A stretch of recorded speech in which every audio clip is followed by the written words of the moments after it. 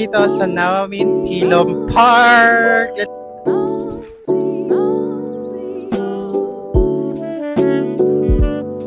Let's go, let's enjoy.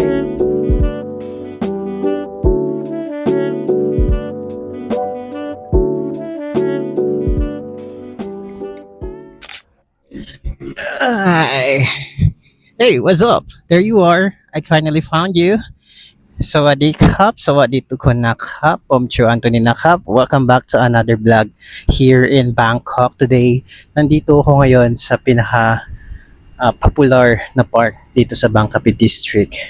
And later, sasabihin ko kung anong place to. And yeah, I know marami sa inyo nagtataka, akala nyo CGI to. Pero this is a real view, guys. This is a real deal and free for everyone if you wanted to visit the Bangkapi District. And I'm not promoting the district, pero I suggest na if pupunta kayo ng Bangkok, try to visit those district na hindi pa kilala sa mga tourists, and you can discover a lot of things from the different places and different Thai foods and different kinds of things na pwede nyo i-share sa social media nyo. And let's go, simulan na natin.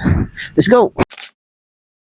So now, nandito kami sa may pedestrian lane while waiting for the traffic lights to go green so we can walk on the other side, and I can show you those beautiful river here. And dyan din minsan nagaganap yung Roy Kratong, and ito yung Bangkapi District. Yeah.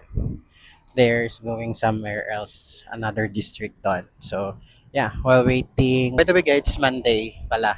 So it's very traffic ngayon dito sa Bangkok kasi pasok day na naman and wala nang holiday ngayon dito sa Bangkok, and by September doon ulit marami na namang holiday na magaganap and marami na namang tao. So yan, always keep in mind na huwag kayong basta-basta mag-cross dito. Always wait for the signal to cross like this. Yeah, so yan, nasa other side na kami, and look at that river. Oh, di ba? Ang ganda. Pwede kayo dito mag-reels or mag-pictures or something. Now we are here on the other side.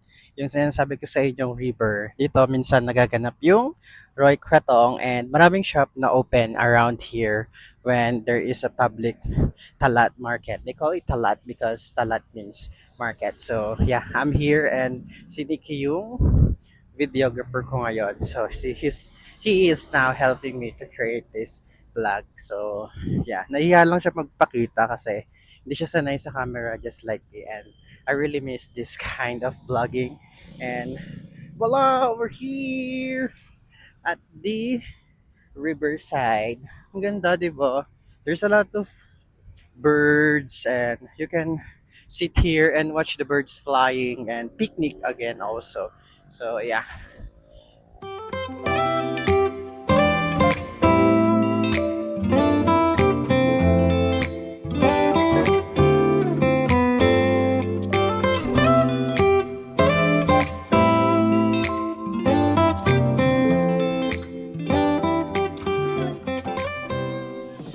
So, doon pala guys, along the way here, maraming restaurant na pwede nyong kainan if magugutom kayo. For this time, morning pa lang, kaya sarado pa sila. Pero later on, mga around 9 a.m. here in Bangkok, open naman na sila. Yan.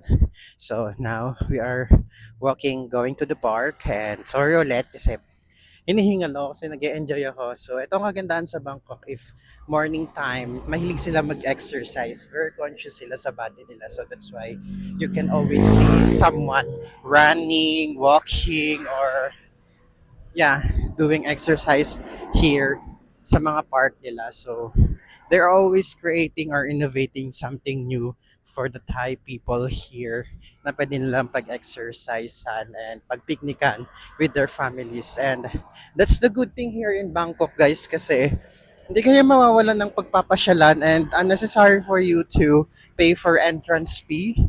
Kasi most of the time, yung mga pinuntahan kong country, meron silang laging may entrance fee pag pupunta kayo sa mga park nila. So guys, don't forget when lalabas wala kayo as a foreigner here, don't forget to bring your passport all the time kasi mamaya merong police na mag-check ng visa ninyo and para walang problema na rin. Inaya ko siya mag-walk ngayon kasi exercise na rin niya since lagi na lang siyang work and sleep, work and sleep. So, say hi. Hi, hello, Yeah, morning. you can speak Thai, right? Yes. You can introduce yourself in Thai. Yun, so, naiiya siya pero siya yung nagiging tutor ko and correcting me sa mga pronunciation ko ng Thai language. Let's discover this and enjoy this productive morning. Now, we are now going to the park na sinasabi ko sa inyo kanina. Pwede kayo mag-exercise dito and free ulit siya. So, let's go. Let's check it out, guys.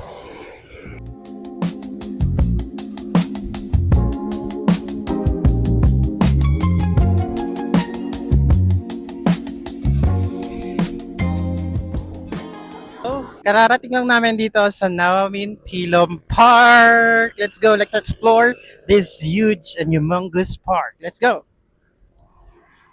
We are now here in the entrance of the park here na sinasabi ko sa inyo. And very accessible siya. Walking distance lang din siya from Bangkapi District. So lahat ng makikita nyong park dito sa Bangkok or lahat ng pwede nyo bisitahin na place or park dito sa Bangkok, you can always see this kind of thing kasi they are very respectful about their kings and going down here, always be careful, be cautious all the time and yeah, para lang ako dito sa may Burnham Park. Just kidding. It's a big, super big park, just like Lumpini Park or the other kind of parks na pwede niyong pasyalan dito sa Bangkok. So,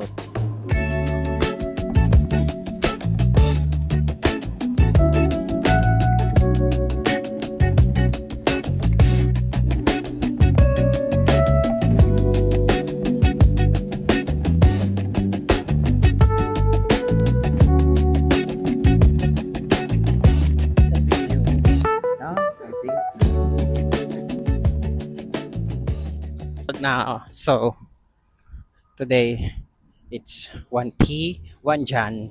It's Monday. So now, naglalakad na ngayon dito sa my park and ilibutin namin tong buong to and then bago kami lumipat sa isang park ulit na pinag-exercisean ko before. So, yeah, I'm not wearing my sportswear today, just an ordinary clothes kasi ang plan ko lang naman is share tong park na to sa inyo if sometimes mapadpad kayo dito sa Bangkapi District. So, yeah, I'm wearing my comfortable, comfy t-shirt from Uniqlo and just a ordinary Crocs. Pero hindi siya Crocs kasi medyo mahal siya. So, yeah, if mag-sponsor kayo, then that's good for me. And you know what, guys? I would like to share something with you. I really do love visiting this kind of places kasi ito lang yung time na kung saan makaka-relief ka sa sobrang ingay ng city and at the same time, dito ka rin makakapag-relief ng hinanakit mo and you can just sit and watch the birds flying, flowing of water and feel the nature if you are a nature person and it's a good things that you can just inhale good fresh air and what does it mean 400 เมตร 400 เมตร 400 zero met it means 400 meters now. So yun, na 400 meters na kami. It's only for walking. Yeah. Is what I would like you to see here in this park, guys. This amazing views na pwede nyo pag-picturean and i-post sa mga Instagram nyo. It's a picture perfect place dito sa area na to. So yeah, and meron din palang mga pwedeng pagupuan dito na pwede nyong pagtambayan if gusto nyo magpahinga after exercising in this park. Medyo malaki-laki din tong park na to, guys, kaya dapat prepared kayo and before you exercise, make sure do your warm up.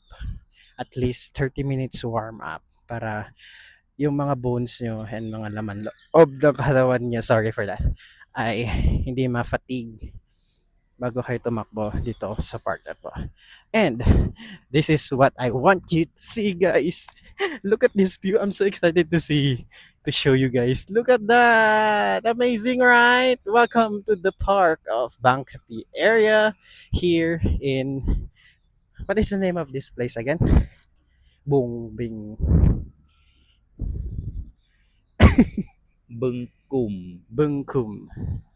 Bungkum District. This is what I want to say with you guys. Lahat ng area merong CCTV. Kaya hindi nakakatakot mag-exercise kahit na hating gabi dito. I don't know if hanggang ano oras sila open, pero I think hanggang gabi open sila around 8 to 9 p.m. I'm not sure. Just check their page na lang if in case. So, yeah, wow. This view talaga. I can imagine this kind of view. Nasa simpleng park na libre. May experience nyo siya. Sobrang nag-enjoy ako ngayong umaga. And I think this morning, I'm gonna be more energetic and productive ngayong araw, the whole Monday. Yeah. So, let's running around and walk around this park for more. So, if mahilig kayo ng basketball, merong basketball court dito. I think this is a half court, hindi siya whole court, pero pwede kayo mag-play ng basketball dito sa park na to. Like this, meron mga free equipments for stretching and barracks na free lang siya na pwede nyo gamitin dito sa my park. So, just like this. I don't know how to use it pero may mga instruction or like this. See? Ang cute, di ba? It's free long and pwede kayo dito mag-exercise anything you want. So, come here if you around from Bangkapi and those instruction is already here beside sa mga equipments na gagamitin nyo. So, meron challenge sa akin si Nikki. Try ko daw tong reindeer. I don't know kung kaya niya kung kaya niya ako kasi 71 kilos na ako, guys. Wow! Perks of being a kid here. Nakayanan niya ako. Amazing! Cool! Baby, you try again. You try also. Come on.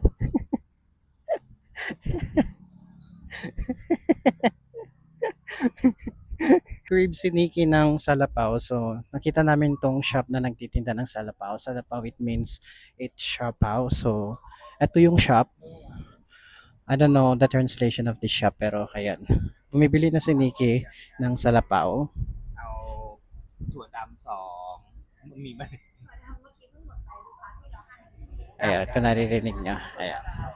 So, yun yung mga flavor ng Siopaw or Salapaw. It's 20 baht per each and this is a special one from chocolate, coffee, matcha, ube, and a lot more. So, ayan. Mag-order na siya.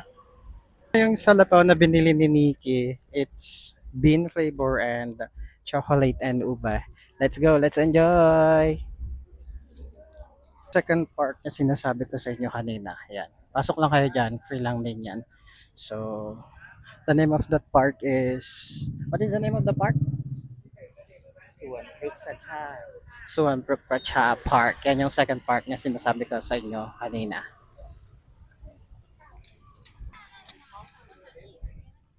So, unfortunately, hindi na kami makakapunta sa second park. So, nandito kami ngayon sa may Talat Chow or morning market para mag-ikot na lang. And don't you worry guys, ililibot ko din kayo doon sa susunod. Pero now, punta muna tayo dito sa my morning market kasi gusto ko siyang i-share sa inyo and nag-change ako ng mind. So now, you can just bought cheapest kind of things here.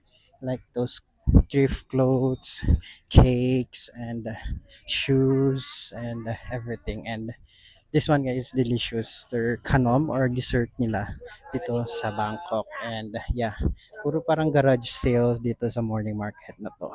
Ayan. So ayan, ito yung morning market dito sa may Bangkapi area. Ayan. Pero guys, be cautious na lang kasi meron man nagtitinda ng different kinds of beauty products or panggamit sa katawan and you just have to read yung mga expiration date and alam naman natin Thailand it's good for cosmetics. So ayun, just be cautious guys and kaya hindi naman kayo gagastos dito ng super mahal. Yung mga tinda dito it's around more than 10 baht or 20 baht, ganun lang. And tataas lang siya hanggang sa 100 baht for clothes. Pero pag sa food, hindi naman. So, ayan. Like this. Ayan. Diba? Kaya maganda dito pag morning. Libutin nyo lang yung mga community. Huwag kayong masyado pumunta sa mga high-end malls kasi hindi nyo ma-experience yung talagang life or the traditional or the cultural way of living nila dito sa Bangkok. Ayan. Look at this, 'di ba? Ito yung mga trendy na binebenta sa Pilipinas. So, you can just bought here around 20 baht here. And yung mga gamit dyan, yung parang sa mga DIY or moshi-moshi and yung mga trendy blouses for women and shoes. Yan. Dito lang siya mabibili if nagtitipid kayo or gusto nyo makatipid sa pagbakasyon dito sa Bangkok. You just visited those community na may mga morning market or afternoon market or night market kasi doon yung may mga murang bilihan at doon kayo makakabili ng mga murang souvenir para iuwi sa Philippines or kung saan man kayo nakatira. Ayan. So, let's show you. Yan. So, gaya nito guys, gamit sa bahay, parang surplus siya, Japan surplus, ayan. So, may ini-aim kaming hanapin yung pang tea ni Nikki, kaso hindi namin siya mahanap kaya naglilibot kami sa mga morning market na gaya ng ganito para makita namin siya, ayan. So, this is what it look like sa mga market nila dito. Yan, sobrang dami. Hindi siya ganoon kamahal, mura lang siya guys, kaya hindi kayo cautious about sa mga prices. Ayan. So, ayun. Nakita kami ng dog. Ang cute ng dog, di ba? Ayan. So cute. So, while walking dito sa may morning market, nakita ko tong coffee shop. So, hindi pa ako nagko-coffee ngayong morning. Kaya, ayan. Nadaan muna tayo dito at bibili tayo ng coffee. At ito yung name ng coffee shop. Chuang Ching Coffee. So, ayan. Pasok na tayo. Siniki na una na. Yan. Pagbubuksan niya ako ng door. You see. Tada! Ito yan. Sa coffee shop nila. Ayan. Low. Ito yung loob ng coffee shop. It's good kasi air condition. And o-orderan lang ako ni Nikki ng coffee. Kasi siya yung taga-order ko. Kaya naman mag-order siya, nakapagsalita naman ako ng food pastay Dinip Noy. Yan. Wait ko na lang siya dito, papalamig ako while waiting. Papanoorin ko na lang siya mag-order ng coffee ko. Ito na, dumating na yung coffee natin. It's coffee latte, it's perm one, at nam ken noy noy. So, let's try na yung cafe latte. Mura lang to guys. It's 40 baht lang siya. So, let's try. Wait for it. Open ko yung straw. And, yun. Mm. Oh, it's good guys. You have tried this one when you are around here in Bangkok. Cafe latte lang and 40 baht. Let's go. Let's drink.